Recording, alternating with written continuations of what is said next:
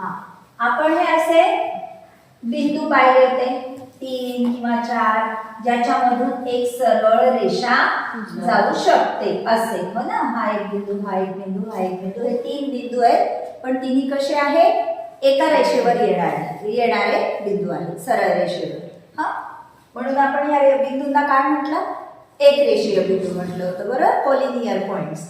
आता समजा हे बिंदू असे असतील, त्याच्यातून एक रेषा जाणार नाही, पण हे बिंदू हा एक इथून जोडू आपण, हा बिंदू, हे दोन बिंदू आणि हे दोन बिंदू. समजा हे आपण तिन्ही बिंदू एकमेकांना किती बाजूंनी जोडावे लागले, आपल्याला किती रेषा काढाव्या लागल्या, 1 2 3. ठीक आहे. आणि हा कशाची आकृती तयार झाली, त्रिकोण. कशाची तयार झाली, त्रिकोणाची. म्हणजे त्रिकोण म्हणजे तुम्ही काय म्हणू शकता, तीन नैक, हे कसे बिंदू होते, नॉन कोलिनियर, नैक रेषीय, बरोबर. म्हणजे 3 नैक रेषीय बिंदू एकमेकांना 3 बाजूंनी आपण जोडले तर कोणती आकृती मिळाली आपल्याला, त्रिकोण, बरोबर. म्हणजे ह्या प्रतलावरचे असे बिंदू जे ह्या एक तर हा त्रिकोण म्हणजे हा या 3 बाजू, ठीक आहे, हा त्याचा आतला भाग. हा समजा या बिंदूंना नाव देऊ आपण A B C. ठीक, यालाच आपण म्हणतो या त्रिकोणाचे शिरोबिंदू. काय म्हणतो याला, शिरोबिंदू, व्हर्टायसेस ऑफ ट्रायंगल्स, बरोबर. ABC काय आहे, शिरोबिंदू किंवा त्यालाच म्हणतो व्हर्टायसेस ऑफ ट्रायंगल्स.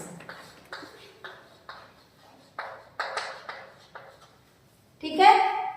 या 3 बाजू, बरोबर. कोणत्या कोणत्या बाजू, बाजू AB, बाजू BC आणि बाजू AC. ठीक. परत या दोन दोन बाजूंनी काय तयार झालं इथे, हे काय आहे, 3 कोण तयार झाले, बरोबर. कोण A, कोण B, कोण C. ठीक आहे. आता समजा इथे आपण असे काही पॉइंट्स काढले,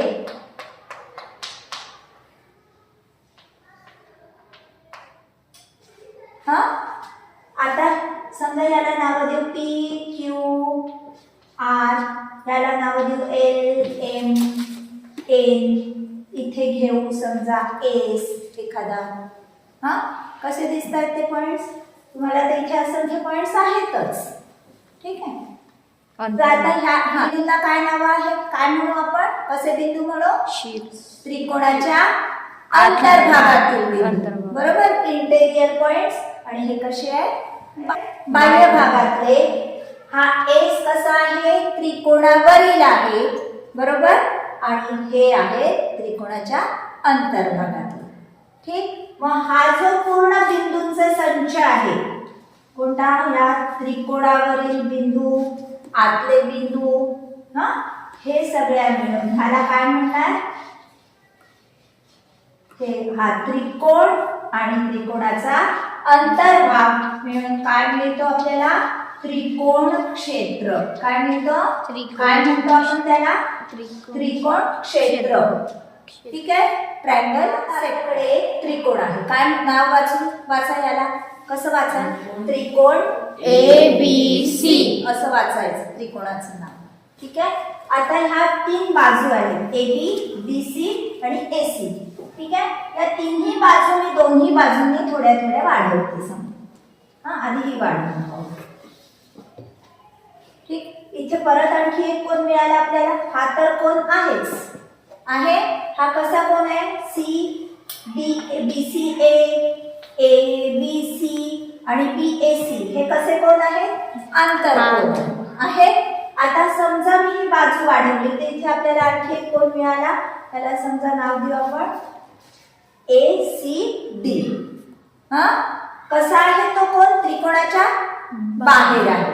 ठीक. म्हणजे पण त्रिकोणाच्या एका कोनाशी त्याने कसा तो कोन तयार केलेला आहे, रेषीय जोडीतील कोन तयार झालेला आहे, बरोबर. तर ह्या कोनाला काय म्हणायचं, बाह्य कोन. कशाचा बाह्य कोन, त्रिकोण ABC चा बाह्य कोन. ठीक. आता असे समजा आपण सगळ्या बाजू वाढवल्या, सगळ्याच बाजू समजा वाढवली आपण तर किती बाह्यकोन मिळतील आपल्याला बघा. प्रत्येक बाजूवरचा एक की दोन प्रत्येक बाजूवर. या बाजूवर एक, इकडनं सुद्धा एक. म्हणजे ह्या बाजूवर बीसी बाजूवर 2 बाह्यकोन मिळाले आपल्याला. एसी बाजूवर 2 बाह्यकोन मिळाले, हा आणि हा. ठीक. ही एबी बाजूवर परत हा आणि हा इकडचा.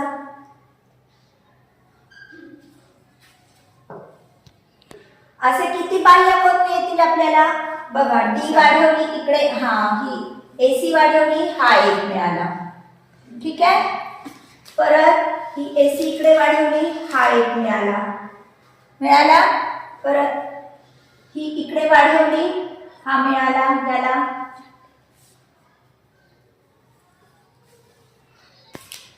हा आता ह्या ज्या 3 बाजू आहेत याच्यापैकी आपण समजा आता ही बीसी बाजू इकडे अजून वाढवली.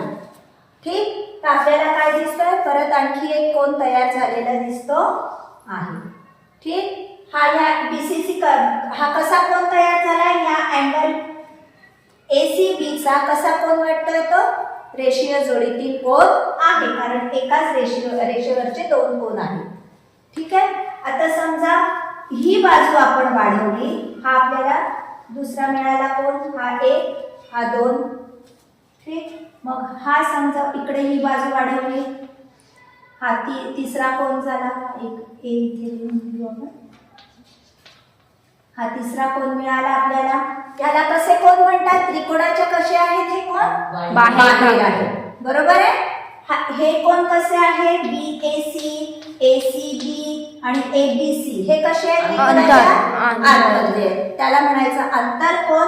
आणि जे बाहेर असतात आता समजा बी घेऊ एसीडी याला म्हणायचं बाह्यकोन. ठीक आहे.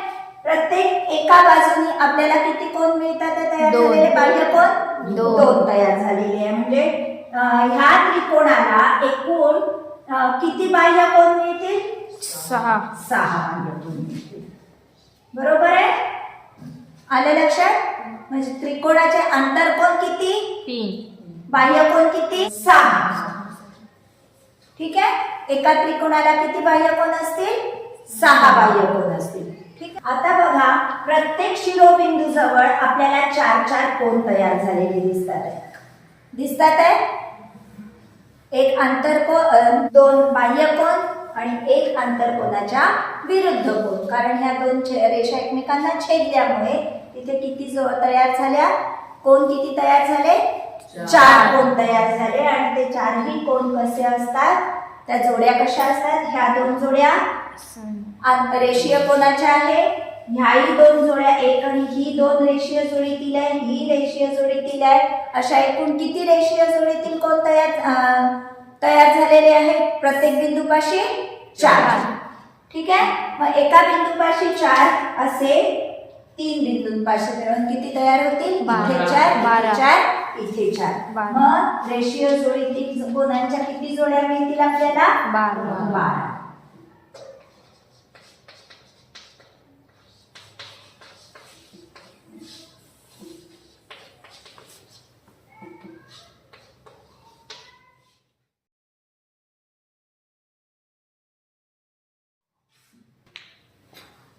आता बघा इथे या त्रिकोणांचं निरीक्षण करा तुम्ही. काय वाटतंय तुम्हाला पाहून. कसं वाटतंय. याच्या तिन्ही बाजू कशा वाटताय समान आहे. समान. इथे काय वाटतंय या 2 समान वाटताय. ही वेगळी वाटते लहान वाटते त्याच्यापेक्षा. इथे या तिन्ही पण वेगवेगळे आहेत. तर ह्या अशा बाजूंवरूनच काय पडलं आहे त्रिकोणाचे प्रकार पडले. त्रिकोणाच्या या बाजूवरून काय म्हणू आपण ह्याला तिन्ही समान आहे म्हणून या त्रिकोणाला म्हणणार समभुज त्रिकोण. काय म्हणणार समभुज त्रिकोण. यालाच इंग्लिश मध्ये म्हणणार इक्विलॅटरल ट्रायंगल. काय म्हणणार इक्विलॅटरल ट्रायंगल. ठीक आहे. हे ह्याच्या किती बाजू समान आहे? 2. म्हणून याला म्हणणार समद्विभुज. इंग्लिश मध्ये म्हणणार आयसोसेलेस ट्रायंगल. Isosceles triangle. इथे तिन्ही बाजू भिन्न दिसतात आहे म्हणून याला काय म्हणणार मराठीत? तर आपण म्हणणार विषमभुज चौकोन. काय म्हणजे ही बाजू समान त्रिकोण. विषमभुज त्रिकोण. त्याला इंग्लिश मध्ये म्हणणार स्केलर ट्रायंगल. काय म्हणायचं? Scalar triangle. आलं लक्षात? काय ज्याच्या तिन्ही बाजू समान तो कसा त्रिकोण? समभुज त्रिकोण किंवा इक्विलॅटरल ट्रायंगल. ज्याच्या दोन बाजू समान समद्विभुज त्रिकोण किंवा आयसोसेलेस ट्रायंगल. तिन्ही बाजू विषम त्याला विषमभुज त्रिकोण नाहीतर स्केलर त्रिकोण ट्रायंगल. ठीक. आता इथे निरीक्षण करा. इथे काय दिसतंय? ह्याचा कसं दिसतोय? माप हे तुम्हाला सांगितलेलं आहे. कशाचं चिन्ह आहे? 90 अंश. राईट अँगलचं. हो ना. काटकोनाचं चिन्ह आहे. म्हणजे हा एक अँगल कसा आहे ह्याचा? राईट अँगल आहे. काटकोन आहे. इथे तिन्ही कसे दिसतात आहेत? काटकोन 90 अंशापेक्षा कमी दिसत आहेत म्हणजे लघुकोन दिसत आहेत. ट्रायंगलचे तिन्ही कोन. हा इथे बघा हा एक कसा दिसतोय? काटकोनापेक्षा मोठा दिसतोय म्हणजे हा कोणता कोन आहे? विशाल कोन. बरोबर. मग या त्याच्यावरून याची नावं कशी पडणार? हा मराठीत काटकोन त्रिकोण, लघुकोन, राईट अँगल ट्रायंगल,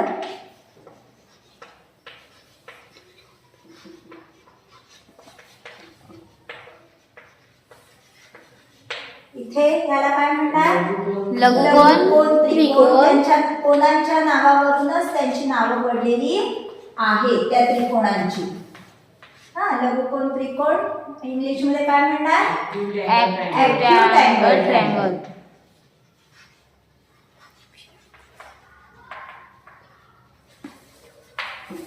हा कसा आहे कोण? विशाल कोन त्रिकोण.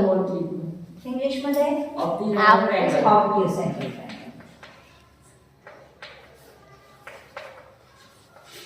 विशाल कोन त्रिकोण किंवा इंग्लिश मध्ये त्याला ऑब्ट्यूज अँगल म्हणतात.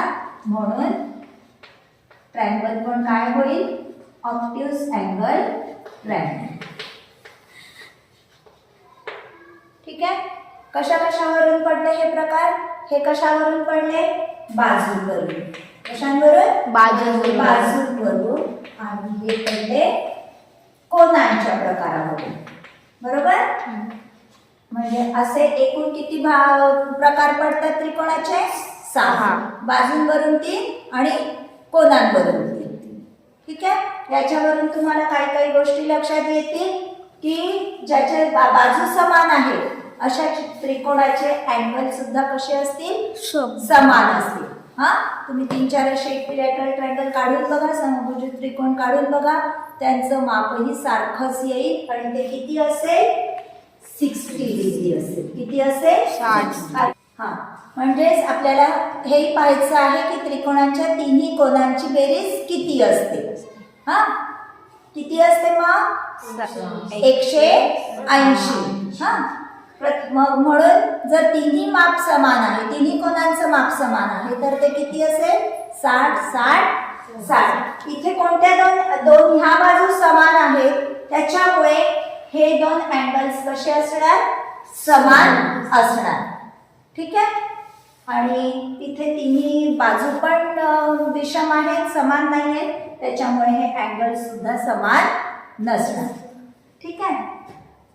इथे एक 90चा ॲक्यूट अँगल ट्रायंगल मध्ये परत तसंच तिन्ही कोन कसे इथे बघा. आणि इक्विलॅटरल आणि आयसोसेलेस मध्ये इक्विलॅटरल मध्ये तर तिन्ही कोन समानच, तिन्ही कोनांचं माप समान म्हणजे एकरूप कोन.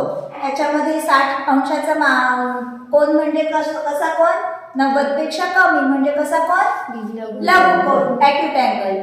ठीक, तर तुम्ही हे सांगू शकता की समभुज त्रिकोण हे नेहमी कसे असतात लघु त्रिकोण असतात. विशाल कोण त्रिकोण इथे सुद्धा आपण इथे सांगू शकत नाही. जसं विषमभुज त्रिकोणामध्ये आपण कोणांचं माप सांगू शकत नाही परफेक्ट, तसं विशाल कोण त्रिकोणामध्ये सुद्धा सांगू शकणार नाही.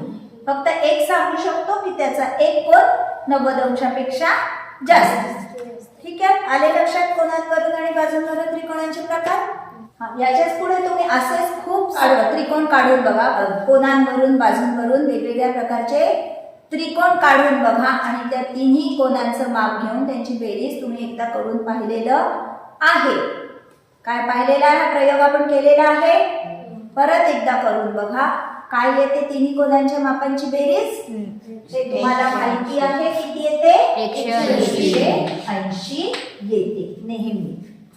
ठीक आहे, म्हणजे आता जर तुम्हाला एक कोण 60 चा दिलाय, एक कोण 40 चा दिलाय, तर तिसरा कोण नक्कीच कितीचा असणार 60 आणि 40 100 झाले. आता तिसरा कोण नक्कीच कितीचा असणार 80 चा असणार. हे तुम्हाला सांगता आलं पाहिजे. ठीक आहे, राहील लक्षात. काय त्रिकोणांच्या तिन्ही कोणांच्या मापांची बेरीज 180.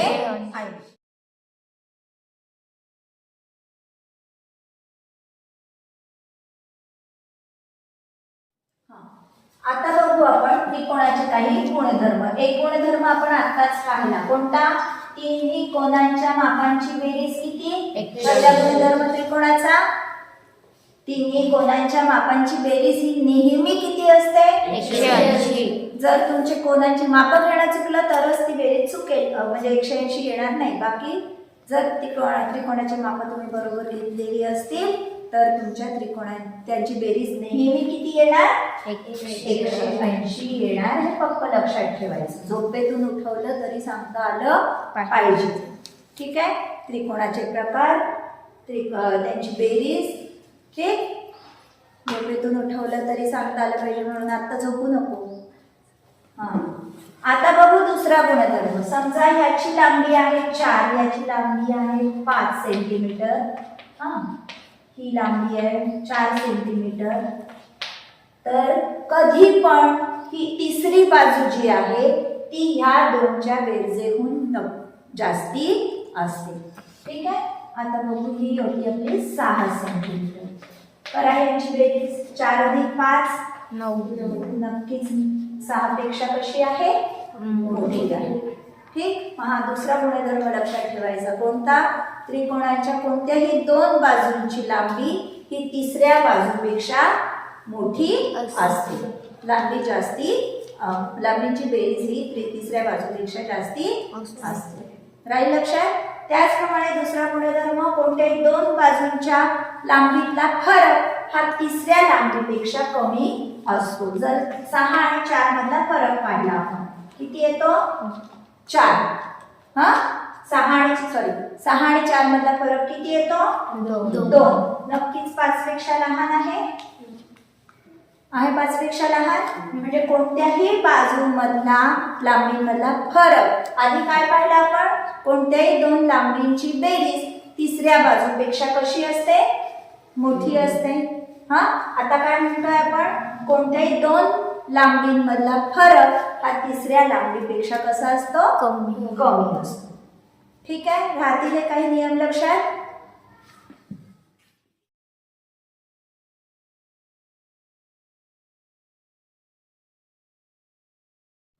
व्हिडिओ आवडल्यास नक्की लाईक, शेअर आणि कमेंट करा.